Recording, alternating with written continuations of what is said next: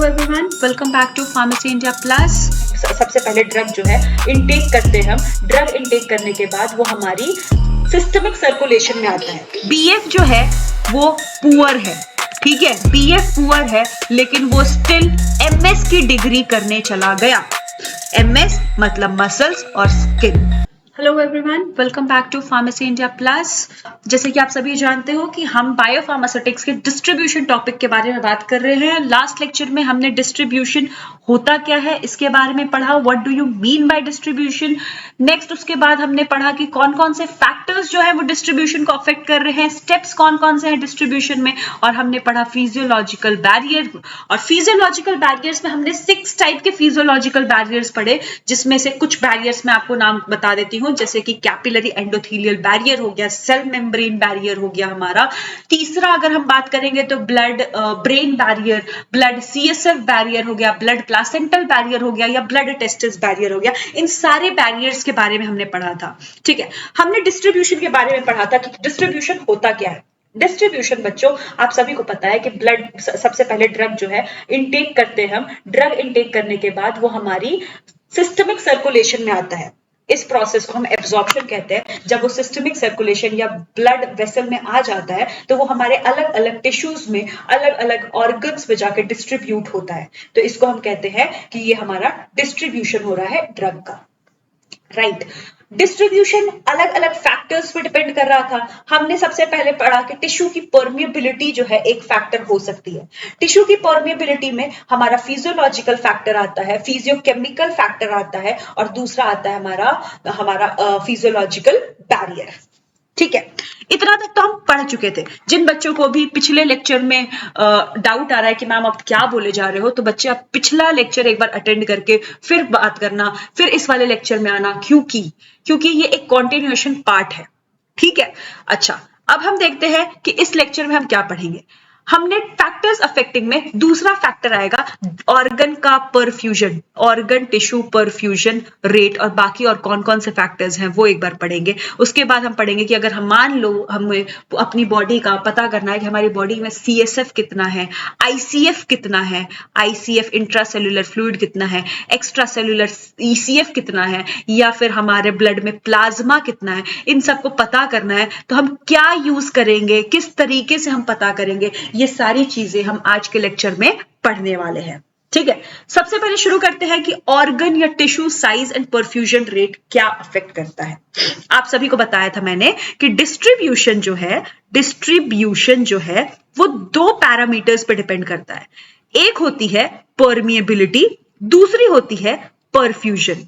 Perfusion का मतलब मैंने आपको बता दिया था, rate of blood flow, rate of blood flow, ठीक है। रेट ऑफ ब्लड फ्लो का मतलब कितना ज्यादा ब्लड जा रहा है। अगर किसी ऑर्गन में ज्यादा ब्लड जा रहा है मतलब वो ऑर्गन ज्यादा परफ्यूज्ड है। किसी ऑर्गन में कम ब्लड सप्लाई हो रहा है तो वो ऑर्गन कम परफ्यूज्ड है। परमिएशन का क्या मतलब होता है? परमिएशन का मतलब कि ड्रग किस तरीके से क्रॉस कर पा रहा है सेल मेम्ब्रेन को, मतलब कि या सेल मेम्ब्रेन बोल लो या टिश्यू मेम्ब्रेन को, वो उसको कहते हैं उसकी परमिएबिलिटी, ठीक है। अब हम ना डिस्ट्रीब्यूशन में डिस्ट्रीब्यूशन जो है वो इन 2 पैरामीटर्स या इन 2 चीजों पे डिपेंड कर रहा है। तो अब इन 2 चीजों को अगर आपको पढ़ना है तो एक को कांस्टेंट रखना पड़ेगा। फॉर एग्जांपल अगर आपको परमिएशन पढ़ना है तो आपको परफ्यूजन कांस्टेंट रखना है, अगर आपने परफ्यूजन पढ़ना है तो आपको परमिएशन कांस्टेंट रखना है। अभी हम सबसे पहले परमिएबिलिटी के बारे में बात करेंगे। परमिएबिलिटी रेट लिमिटेड, परमिएबिलिटी की अगर बात कर रहे हैं तो इस केस में हमारा परफ्यूजन जो है वो कांस्टेंट होगा। अब परफ्यूजन कांस्टेंट का क्या मतलब है कि हर एक ऑर्गन में equal amount of drug transfer हो रहा होगा या डिस्ट्रीब्यूट हो रहा होगा। हर एक ऑर्गन में equal amount of drug distribute हो रहा होगा, equal amount of blood distribute या सप्लाई हो रहा होगा। अब अगर हर एक ऑर्गन, मान के चलो कि लंग्स है, हार्ट है, किडनी है, सब में इक्वल अमाउंट ऑफ ब्लड अगर सप्लाई होगा तो हम कैसे बोले कि किसमें ज्यादा ड्रग जाएगा और किसमें कम जाएगा। हम इस तरीके से बोल सकते हैं यार, अगर हर जगह equal amount of blood supply हो रहा है तो जो ऑर्गन का सेल मेम्ब्रेन ज्यादा परमिएबल होगा वहां पे ड्रग ज्यादा सप्लाई होगी। राइट। तो इस तरीके से हम इसको पढ़ेंगे परमिएशन रेट लिमिटेड को। अब परमिएशन रेट लिमिटेड का क्या मतलब होता है कि रेट लिमिटेड का मतलब कि लिमिटिंग फैक्टर, लिमिटिंग फैक्टर किस वजह से परमिएबिलिटी लिमिट हो रही है, कम हो रही है, उस फैक्टर को बताओ। तो अगर सब जगह पे इक्वल अमाउंट ऑफ ब्लड जा रहा है तो जो ऑर्गन लेस परमिएबल होगा वो उसका लिमिटिंग होगा। लेस परमिएबल कौन होगा? अगर ड्रग आयनिक होगा, पोलर होगा या वाटर सॉल्युबल होगा तो वो वैसा ड्रग मेम्ब्रेन को क्रॉस नहीं कर पाएगा, तो वो लेस परमिएबल होगा। या फिर कोई ऑर्गन जिसका फिजियोलॉजिकल बैरियर बहुत ज्यादा सेलेक्टिव है, बहुत ज्यादा नखड़ा कर रहा है कि हाँ मैं इसी टाइप के ड्रग को इनटेक करूंगा, तो उस टाइप के ड्रग में परमिएबिलिटी रेट लिमिटेड हो जाएगी।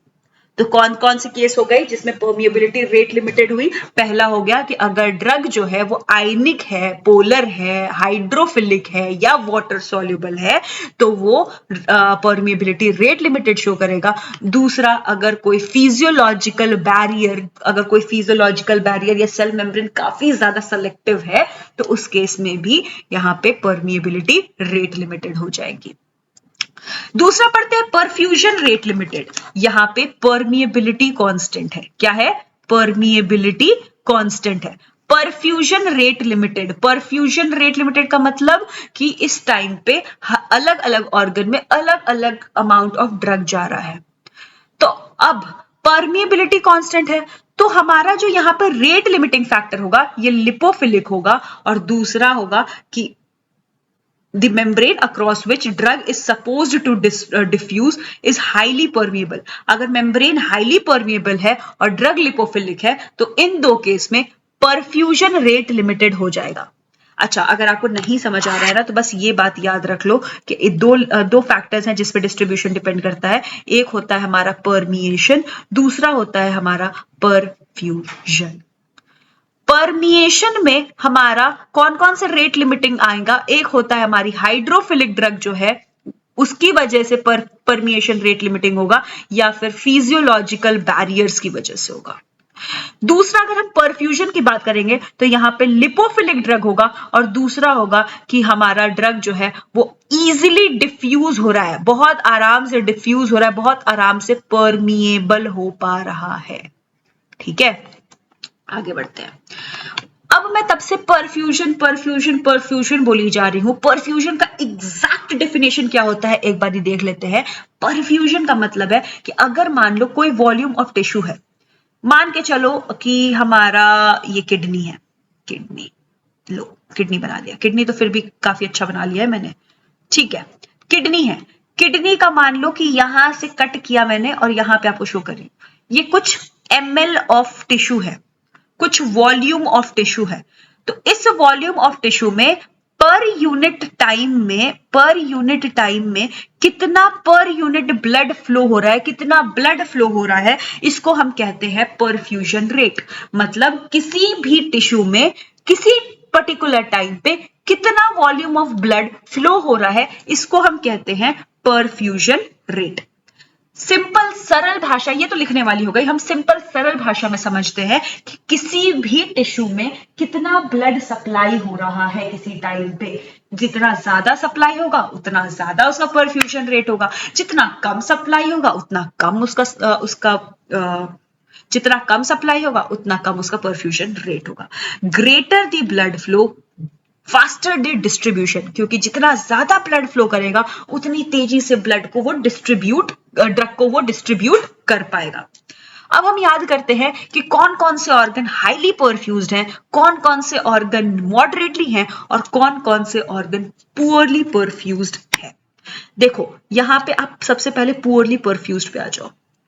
जो बेस्ट फ्रेंड होते हैं, बीएफ, मैं यहां पे ना बीएफ का मतलब बेस्ट फ्रेंड कंसिडर कर रही हूं, क्लियर कर रही हूं। ठीक है, बीएफ जो है वो पुअर है। ठीक है, बीएफ पुअर है लेकिन वो स्टिल एमएस की डिग्री करने चला गया। एमएस मतलब मसल्स और स्किन, मसल्स और स्किन मॉडरेटली परफ्यूज्ड है। एमएस की डिग्री करने चला गया और क्या किया उसने, एमएस की डिग्री में उसको कितने रुपए लगे, लाख्स रुपीस लगे। उसने अपने ब्रेन का यूज नहीं किया। किस तरीके से याद किया है मैंने, देखो जो बीएफ है, बेस्ट फ्रेंड है, वो बहुत गरीब था, पुअर था। उसने एमएस की डिग्री करने को सोची, एमएस की डिग्री करने को सोची और उसने क्या सोचा, उसको कितने रुपए लग गए, लाख्स रुपीस लग गए। उसने अपने ब्रेन यूज नहीं किया है, उसने इतने पैसे यूज कर लिए। लैक से क्या हो जाएगा, एल से हो जाएगा लंग्स, ए से लंग्स हो जाएगा या लिवर हो जाएगा, ए से हो जाएगा हमारा एड्रेनलिन, नेक्स्ट के से हो जाएगी हमारी किडनी, एच से हो जाएगी हमारी हार्ट और ब्रेन से तो ब्रेन ही होगा। तो इस तरीके से आप याद कर सकते हो कि अलग अलग ऑर्गन किस तरीके से, कौन हाईली परफ्यूज्ड है, कौन मॉडरेटली परफ्यूज्ड है और कौन पुअरली परफ्यूज्ड है। ठीक है, आगे बढ़ते हैं कि और कौन कौन से फैक्टर्स हैं जो कि ड्रग के डिस्ट्रीब्यूशन को अफेक्ट करते हैं। तो एक होती है एज। डिफरेंट एज के लोगों में अलग अलग तरीके की प्रॉब्लम्स देख सकते हो, अलग अलग तरीके की परफ्यूजन रेट देख सकते हो। इस तरीके से अलग अलग एज के लोग अलग अलग ड्रग डिस्ट्रीब्यूशन शो करेंगे। प्रेगनेंसी कैसे अफेक्ट करेगी, प्रेगनेंसी में क्या होता है ना बेटा कि प्रेगनेंसी में अगर आप देखोगे तो यूट्रस में क्या है, फीटस। पहले यूट्रस ही था, अब प्रेग्नेंट वुमेन में यूट्रस में फीटस है। एक अलग से कंपार्टमेंट बन गया। ब्लड को पहले सिर्फ यूट्रस में ब्लड सप्लाई करना था, ब्लड वेसल को ब्लड सिर्फ यूट्रस तक सप्लाई करना था, अब तो उसको फीटस में भी देना है। ड्रग का डिस्ट्रीब्यूशन बढ़ चुका है। ठीक है, ओबेस पर्सन, ओबेसिटी। अब देखो कोई ओबेस पर्सन है, वो क्या है, हाई एडिपोज टिश्यू है। अगर कोई मोटा इंसान है, फैटी पर्सन है, तो उसमें हाई एडिपोज देखने को मिलता है। क्या देखने को मिलेगा, high adipose tissue content. Large fraction of lipophilic drug, अगर अब देखो फैटी पर्सन है, इसमें एडिपोज टिश्यू ज्यादा है, तो अब अगर आप लिपोफिलिक ड्रग लोगे तो वो इस एडिपोज टिश्यू के साथ जाके बाइंड हो जाएगा। इस तरीके से ड्रग का डिस्ट्रीब्यूशन इस पे अफेक्ट करेगा। नेक्स्ट आते हैं हम डाइट पे। डाइट, अब अगर कोई इंसान फैटी डाइट लिया है, किसी इंसान ने फैटी डाइट लिया है, आज भाई तेल में छना हुआ पापड़ खा लिया, तो अब क्या होगा, उसका इंक्रीज हो जाएगा free fatty acid level. Free fatty acid level increase हो जाएगा, thereby binding to the acidic drug such as NSAIDs to albumin increases affects. अच्छा देखो इसमें क्या है कि अगर मान लो फॉर एग्जाम्पल आज आपने सोचा कि हम एक काम करते हैं कि एसिडिक ड्रग ले लिया, NSAIDs ले लिया। ठीक है, NSAIDs टेक्निकली क्या होते हैं, NSAIDs हमारे, अगर आपने नॉर्मली NSAIDs लिया है नॉर्मल डे में, तो ये जाके एल्ब्यूमिन में बाइंड होता है। एल्ब्यूमिन क्या है, प्लाज्मा प्रोटीन है, हमारे प्लाज्मा में प्रेजेंट रहता है नॉर्मल केस में। ठीक है, बाइंड हो गया। लेकिन अब आपने क्या किया है कि आज आपको मन किया कि आज तो हम पूरी खाएंगे। ठीक है, पूरी खाएंगे, तो आपने क्या किया, फैटी डाइट ले लिया। फैटी डाइट लिया तो हमारी बॉडी में फ्री फैटी एसिड बढ़ चुका है। क्या हुआ है, हमारी बॉडी में फ्री फैटी एसिड बढ़ चुका है। अब फ्री फैटी एसिड अगर बच्चों बढ़ गया है ना, तो इस एल्ब्यूमिन को NSAID से बाइंड होने नहीं देगा। इसकी बाइंडिंग जो है वो अफेक्ट हो चुकी है। ठीक है, समझ आ गया कि डाइट किस तरीके से हमारे ड्रग के डिस्ट्रीब्यूशन को अफेक्ट कर रहा है, उसकी बाइंडिंग अफेक्ट कर रहा है। फ्री ड्रग को इंक्रीज कर रहा है तो उसका डिस्ट्रीब्यूशन इंक्रीज भी हो सकता है, डिक्रीज भी हो सकता है। नेक्स्ट आता है हमारा डिजीज स्टेट। अब अगर कोई इंसान बीमार है, उसको कोई डिजीज है, तो इस केस में हमारा एल्ब्यूमिन जो है वो या तो बढ़ सकता है या तो कम हो सकता है। अगर बढ़ेगा या कम होगा तो drug binding protein concentration affect होगी। दूसरा आपका ऑल्टर होगा या रिड्यूस होगा परफ्यूजन टू ऑर्गन और टिश्यू। नेक्स्ट आता है binding of drugs. Binding of drugs हमारा दूसरा टॉपिक है जिसको मैं इन डेप्थ समझाने वाली हूं आगे, लेकिन ओवरव्यू अभी देती हूं। बाइंडिंग ऑफ ड्रग्स क्या होता है, ड्रग क्या है, आपकी ब्लड में आ गया है। ड्रग आपकी ब्लड में आ चुका है। ब्लड में क्या प्रेजेंट है? ब्लड में काफी चीजें प्रेजेंट रहती है। ब्लड में हमारे ब्लड कंपोनेंट जैसे कि आरबीसी हो गए, डब्ल्यूबीसी हो गया या प्लेटलेट्स हो गया, ये सब चीज प्रेजेंट है। ब्लड में हमारे और क्या प्रेजेंट होते हैं?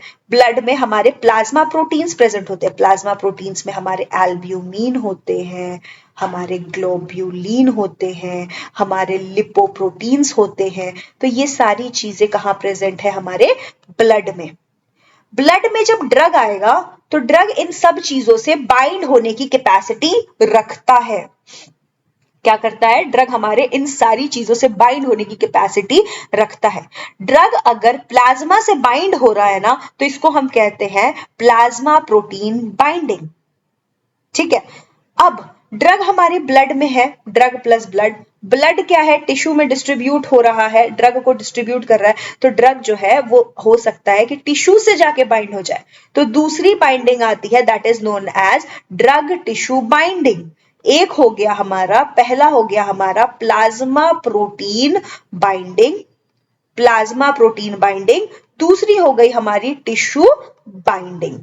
ठीक है, दो बाइंडिंग हो गई। अब बाइंडिंग क्या है? अगर कोई टिश्यू, अगर मान लो टिश्यू से बाइंड हो गई, ड्रग हमारे ब्लड वेसल्स से टिश्यू तक गई, टिश्यू में जाके बाइंडिंग हुई। हो सकता है टिश्यू में क्या प्रेजेंट हो? रिसेप्टर्स प्रेजेंट हो। अब ये रिसेप्टर्स से अगर जाके ड्रग बाइंड हो गई तो ये क्या करेगी? फार्माकोलॉजिकल एक्शन शो करेगी। फॉर एग्जाम्पल, अगर वो हार्ट में जाके हार्ट के रिसेप्टर से बाइंड हो गई है ड्रग, तो ड्रग क्या है? हार्ट में कोई ना कोई अपना फार्माकोलॉजिकल एक्शन दिखाएगी। फॉर एग्जाम्पल मान लो कि हार्ट का कॉन्ट्रैक्शन करी। ठीक है, तो इस तरीके से ड्रग की प्रोटीन बाइंडिंग इंपॉर्टेंट होती है। अब प्रोटीन बाइंडिंग जो है वो दो तरीके की होती है। एक होती है इंट्रासेल्यूलर बाइंडिंग, दूसरी होती है एक्स्ट्रा सेल्यूलर बाइंडिंग। अगर ड्रग किसी प्रोटीन से बाइंड हो रही है और फार्माकोलॉजिकल एक्शन शो कर रही है, अगर ड्रग किसी प्रोटीन से बाइंड हो रही है और फार्माकोलॉजिकल एक्शन शो कर रही है, तो इस टाइप के प्रोटीन बाइंडिंग को हम प्राइमरी बाइंडिंग कहते हैं और उस टाइप के रिसेप्टर्स को हम प्राइमरी रिसेप्टर्स कह रहे होते हैं। ठीक है। दूसरा आता है extra cellular binding. Extra cellular binding मतलब कि यहां पे भी ड्रग जो है हमारी प्रोटीन से ही बाइंड हुआ है, ड्रग हमारी प्रोटीन से ही बाइंड हुआ है, नो डाउट, लेकिन इस बार फार्माकोलॉजिकल एक्शन शो नहीं हो रही है। अगर अब फार्माकोलॉजिकल एक्शन शो नहीं हो रही है तो इस टाइप के रिसेप्टर्स से binding is known as secondary या साइलेंट रिसेप्टर्स। आगे बढ़ते हैं। हमारी बॉडी में फ्लूइड कंपोनेंट्स क्या क्या है, कौन कौन से हैं और कितने वॉल्यूम में है और उसको कैसे याद करना है, एक बार देखिए। वैस्कुलर फ्लूइड, अगर हम बात करेंगे प्लाज्मा, हमारी बॉडी में प्लाज्मा होता है, ईसीएफ होता है और आईसीएफ होता है। इन तीनों को मिला के हमारा 42 लीटर्स टोटल बॉडी वाटर होता है। हमारा प्लाज्मा 6 लीटर्स का होता है, ईसीएफ 12 लीटर्स का होता है और आईसीएफ 24 लीटर्स का होता है। याद कैसे करें? 6 इंटू 2 12, 12 इंटू 2 24। तो इस तरीके से आपको याद रखना है कि टोटल बॉडी वाटर जो है हमारा, दैट इज हमारा 42 लीटर्स। ये आपको बॉडी वेट और percentage of total body water याद करने की जरूरत नहीं है, लेकिन एक बार वॉल्यूम जरूर याद करना कि हमारे बॉडी में फ्लूइड कंपार्टमेंट 3 होते हैं, एक है प्लाज्मा, एक है ईसीएफ, तीसरा है हमारा आईसीएफ, और इन तीनों के कंपोनेंट को मिला के हमारे बॉडी में टोटल बॉडी वाटर जो है वो 42 लीटर्स का आता है। याद कैसे करना है? 6 इंटू 2 12, 12 इंटू 2 24। नेक्स्ट बात करेंगे मार्कर्स। बच्चों, मार्कर्स यूज क्यों करते हैं? मार्कर्स को हम यूज इसलिए करते हैं ताकि हम पता कर सके किसी भी चीज को जो हमको पता करना है। फॉर एग्जाम्पल, अगर आपको पता करना है कि आपके बॉडी में कितना प्लाज्मा प्रेजेंट है, तो आपने क्या किया है कि बॉडी में जितना प्लाज्मा प्रेजेंट है इक्वल्स टू कितना एल्ब्यूमिन प्रेजेंट है। ठीक है, तो अब हम पता कर लेंगे अगर कितना एल्ब्यूमिन प्रेजेंट है तो हमें पता चल जाएगा कितना प्लाज्मा प्रेजेंट है। तो हम एल्ब्यूमिन से कोई मार्कर को अटैच कर दिए जो कि हमें बता देगा कि कितना एल्ब्यूमिन प्रेजेंट है। क्योंकि अगर आपने बॉडी में मार्कर दे दिया तो वो सारे मार्कर एल्ब्यूमिन से जाके बाइंड हो जाएंगे, तो जितने मार्कर लगे, जितने एल्ब्यूमिन से अटैच में, उतना प्लाज्मा हमारी बॉडी में प्रेजेंट है। तो अब देखो अलग अलग मार्कर्स याद करके जरूर जाना कि प्लाज्मा के लिए कौन कौन, प्लाज्मा को अगर पता करना है तो हमें कौन कौन से मार्कर्स यूज करते हैं। एक है इवांस ब्लू, दूसरा है इंडोसाइनिन ग्रीन, तीसरा है I-131 और चौथा है एल्ब्यूमिन। नेक्स्ट आता है हमारा इरिथ्रोसाइट्स। इरिथ्रोसाइट्स में आता है CR51, chromium 51। Extra cellular fluid, extra cellular fluid में हमारे कई सारे आयंस आ जाते हैं, जैसे सोडियम क्लोराइड हो गया, ब्रोमीन हो गया, सल्फेट हो गया, या फिर non metabolisable saccharides like raffinose, inulin, mannitol, ये सारे जो है हमारे नॉन मेटाबोलाइजेबल सैकराइड्स हैं। ठीक है, अब अगर हमें टोटल बॉडी वाटर को पता करना है तो हमें मार्कर जो यूज करना है दैट इज D2O, H2O या फिर NT पायरीन। ठीक है, तो ये हो गए markers of total body water. बच्चों अब एक बार आपका होमवर्क ये है कि आपको पता करना है what is the full form of H2O। H2O का फुल फॉर्म क्या है ये आप मुझे कमेंट सेक्शन में जरूर बताइएगा अगर आपको पता हो। ठीक है, वरना हम नेक्स्ट लेक्चर में इसको पता कर लेंगे कि है क्या। ठीक है, आज के लिए बस इतना ही। मिलते हैं नेक्स्ट लेक्चर में, नेक्स्ट पार्ट में, कि हम आगे ही डिस्ट्रीब्यूशन को ही नेक्स्ट पार्ट में लेके जा रही हूं। मैं पार्ट वाइज इसलिए कर रही हूं ताकि आपको बेटर समझ में आए, चीजों को धीरे धीरे एक्सप्लेन करूंगी तो आपको बेटर समझ में आएगा कि आपको लिखना क्या है। ठीक है, जो मैं बोल रही हूं उन सारी चीजों को अपने दिमाग में बिठाते जाना। बायोफार्मास्यूटिक्स सब्जेक्ट आपको बिल्कुल भी टफ नहीं लगेगा। ठीक है, बाकी हम आपसे मिलते हैं नेक्स्ट लेक्चर में। इससे पहले आप दोनों ही लेक्चर्स डिस्ट्रीब्यूशन का एक बार जरूर रिवाइज कर लीजिएगा। चलिए, all the best, thank you so much everyone, मिलते हैं नेक्स्ट लेक्चर में।